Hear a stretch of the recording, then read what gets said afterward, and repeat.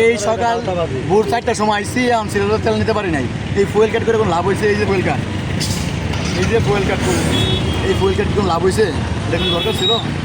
এটা তো কাজও করি না মেশিন।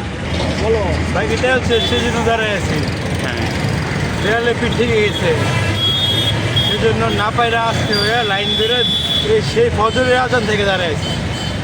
তাও লম্বা লাইন, ক্লান্তির শেষ নেই, তবুও থাকতে হবে, থেকে যাচ্ছি। সরকার সংসদে বলতেছে তাদের পর্যাপ্ত পরিমাণে তেল আছে এবং তারা সঠিকভাবে তেল দিচ্ছে। আর পাম্প মালিকরা পাম্পে এসে লাইন দাঁড়ানোর পর এরা বলতেছে যে এরা পর্যাপ্ত পরিমাণে তেল পাচ্ছে না। আমার মনে হয় সরকার পর্যাপ্ত পরিমাণে তেল সাপ্লাই দেওয়া উচিত এবং ফুয়েল কার্ডটা যে আছে এই কার্ডটা সঠিকভাবে ম্যানেজমেন্ট করতে পারলে আমার মনে হয় তেলের অপচয় কমবে এবং তেল বাইপাস বা কেউ অন্য ধরনের কোনো কিছু করতে পারবে।